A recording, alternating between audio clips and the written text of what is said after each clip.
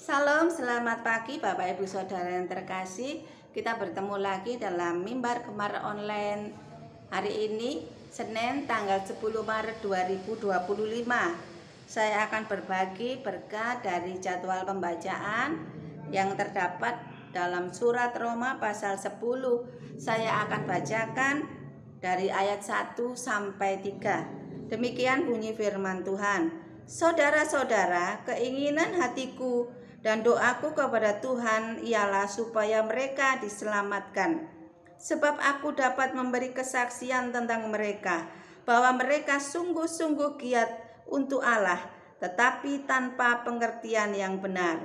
Sebab oleh karena mereka tidak mengenal kebenaran Allah, dan oleh karena mereka berusaha untuk mendirikan kebenaran mereka sendiri, maka mereka tidak takluk kepada kebenaran Allah. Bapak Ibu Saudara yang terkasih, dari pembacaan hari ini kita membaca surat yang ditulis oleh Rasul Paulus, di mana di situ terdapat kekhawatiran yang diungkapkan oleh Rasul Paulus. Di dalam Roma 10 ayat 1 tadi tertulis keprihatinan Paulus bagi mereka yang terhilang, khususnya orang-orang Yahudi sebangsanya yang tidak mentaati Injil.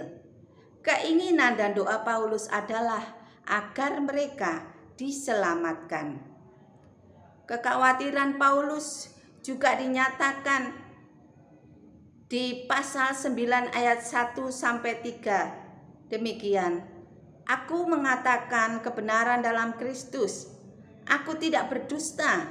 Suara hatiku juga bersaksi dalam Roh Kudus bahwa aku sangat berduka cita dan bersedih hati, sebab aku mau terkutuk dan terpisah dari Kristus demi saudara-saudaraku, kaum sebangsaku secara jasmani.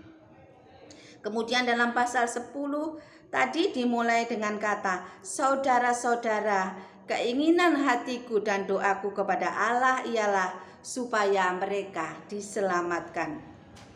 Bagi Paulus, hal ini sangat mengganggunya. Umatnya, yaitu orang-orang Yahudi sebangsanya, tidak diselamatkan atau terhilang. Mereka terhilang bukan karena Allah menolak semua orang Yahudi, atau karena Allah lebih menyukai orang-orang non-Yahudi, atau karena Allah telah membuang umatnya. Bukan. Jadi, mengapa orang-orang Yahudi terhilang? Mari kita baca di dalam ayat 16 dari pasal 10.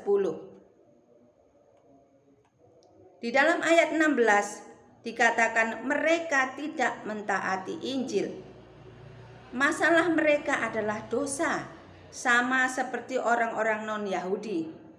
Orang berdosa hanya bisa diselamatkan bila mereka menerima Injil Kristus. Bapak Ibu Saudara, banyak dari orang-orang Yahudi sebangsanya Paulus yang menolak Injil dan mereka bisa tidak selamat atau terhilang. Ini sangat mengganggu Paulus. Mari kita renungkan Bapak Ibu, apakah kita juga mengenal orang-orang yang tidak mentaati Injil? Mereka mungkin orang-orang baik, orang-orang menyenangkan, bahkan mereka mungkin memiliki semangat untuk Tuhan. Namun mereka tidak pernah mentaati Injil, dan karenanya mereka akan terhilang. Apakah hal itu mengganggu Bapak Ibu Saudara? Apakah itu mengganggu kita? Apa yang harus kita lakukan? Mari kita sama-sama renungkan. Kapan terakhir kali kita mengundang seseorang untuk menghadiri kebaktian di gereja kita? Kapan terakhir kali Anda membuka rumah Anda untuk bersekutu mempelajari Alkitab? Kapan terakhir kali Anda berbicara kepada seseorang tentang Tuhan, tentang Injil dan hari penghakiman? Kapan terakhir kali Anda berdoa bagi mereka yang belum menerima keselamatan agar mereka tidak terhilang? Jika kondisi tersebut belum menjadi beban pribadi kita, maka kita tidak akan pernah memiliki semangat penginjilan seperti Paulus dan murid-murid mula-mula. Kita tidak patuh kepada Injil dan perintah Kristus. Bapak Ibu Saudara yang terkasih, di ayat 2 di situ ditulis kondisi orang-orang Yahudi digambarkan sebagai memiliki semangat tanpa pengetahuan yang benar. Paulus tidak meragukan ketulusan emosi dan antusiasme mereka kepada Tuhan, karena Paulus sendiri sebelum percaya Injil sangat bersemangat di dalam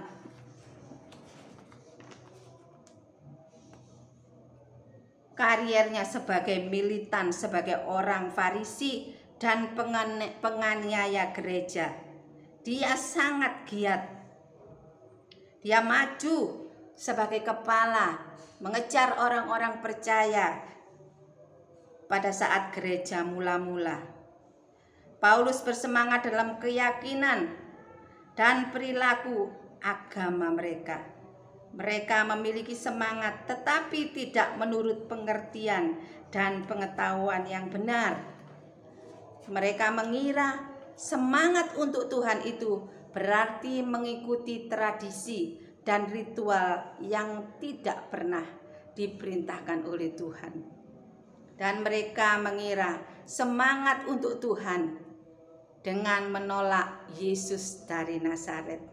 Orang-orang Yahudi memiliki semangat tetapi tidak diarahkan oleh pengetahuan tentang kebenaran Injil. Kita sering melihat orang-orang yang percaya kepada Tuhan mengatakan bahwa mereka ingin taat kepada Tuhan, semangat untuk Tuhan, tetapi kenyataannya mereka malah membuat rencana mereka sendiri. Mereka lebih mentaati dan menghormati doktrin dan perintah manusia. Inilah kesalahan yang fatal. Seharusnya mereka tunduk kepada Tuhan dan berpartisipasi dalam kebenaran yang Tuhan tawarkan di dalam Kristus Yesus. Bukan malah merancang agama mereka sendiri dan ritual serta tradisinya. Mereka menjadi tersesat dan pada akhirnya tertolak karena mereka tidak tunduk pada rencana dan kehendak Tuhan. Sebab oleh karena mereka tidak mengenal kebenaran Allah dan berusaha untuk mendirikan kebenaran mereka sendiri, maka mereka tidak takluk kepada kebenaran Allah. Roma 10 ayat 3 berkata demikian. Bapak Ibu Saudara yang terkasih, ada dua hal yang harus kita lakukan agar kita diampuni dosa kita dan masuk ke surga.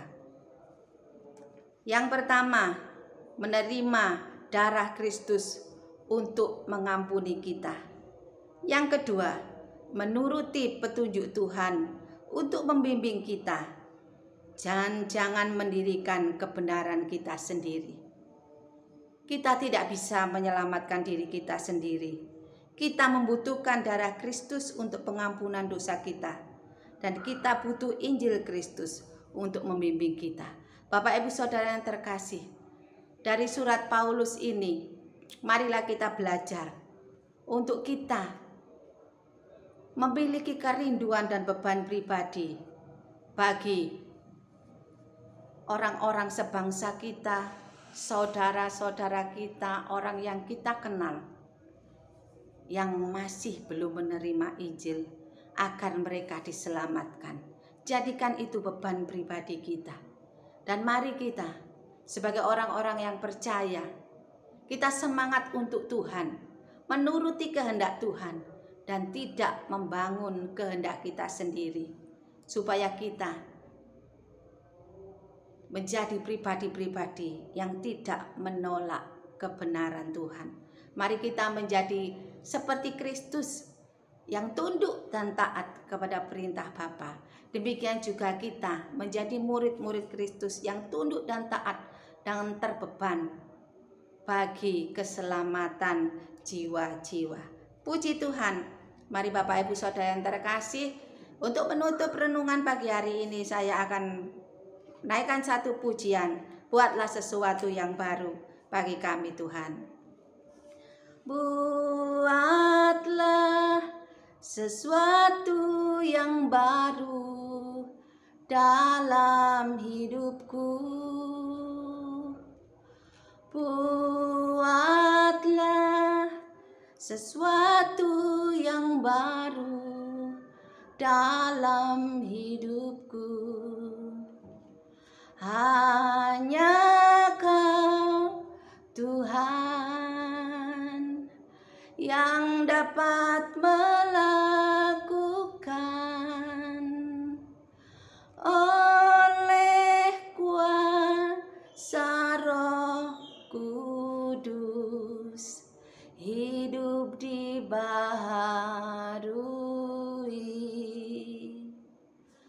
Lawatlah aku Tuhan di tempat ini.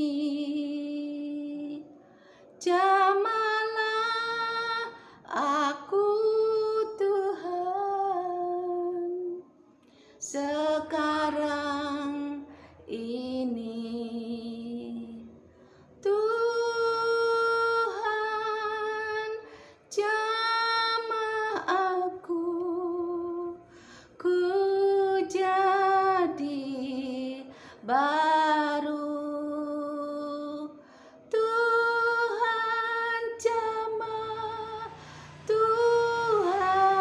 jamah, ku jadi baru. Mari kita berdoa. Tuhan, kami mau Engkau melakukan sesuatu yang baru dalam hidup kami. Sebagai orang percaya, kami tidak menjadi pribadi yang salah mengerti akan kehendak Tuhan. Tolong kami Tuhan untuk kami menghargai pengorbanan Tuhan Yesus Kristus, karena kami tidak bisa menyelamatkan diri kami tanpa darah Kristus yang tercurah kami terima dalam hidup kami. Tolong juga Tuhan kami supaya kami tidak seperti orang-orang Yahudi yang semangat untuk Tuhan tetapi tidak mentaati Injil. Tolong kami supaya kami dalam setiap langkah kami, dalam ketidaksadaran dan ketidakmengertian kami tidak menjadi seperti orang-orang Yahudi yang menolak Injil, melainkan kami menempatkan diri kami terbuka, pikiran kami untuk mentaati Injil, mentaati kehendak Tuhan dengan benar. Tolong kami untuk selalu terbeban secara pribadi bagi jiwa-jiwa saudara-saudara kami, jiwa teman-teman kami, jiwa orang-orang sebangsa kami yang belum menerima Injil Kristus. Berdoa, menyatakan kebaikan Tuhan, mengingatkan akan hari penghakiman bagi orang-orang di sekitar kami. Berikan kami sesuatu yang baru Tuhan, agar kami mengerti dan kami berani untuk melakukan seturut kehendak-Mu. Berkati setiap pendengar Gemar, berkati kami semua Tuhan, untuk semangat dengan kebenaran firman Tuhan, sehingga kami melakukan apa yang Kau ingini dan kelak kami akan Kau sambut di dalam kemuliaan kekal bersama Yesus Kristus Tuhan dan Juru Selamat kami. Terima kasih Bapa, di dalam nama Tuhan Yesus kami mengucap syukur untuk hari ini. Haleluya, amin. Selamat pagi, selamat beraktivitas. Jangan lupa bergemar. Tuhan Yesus memberkati. Amin.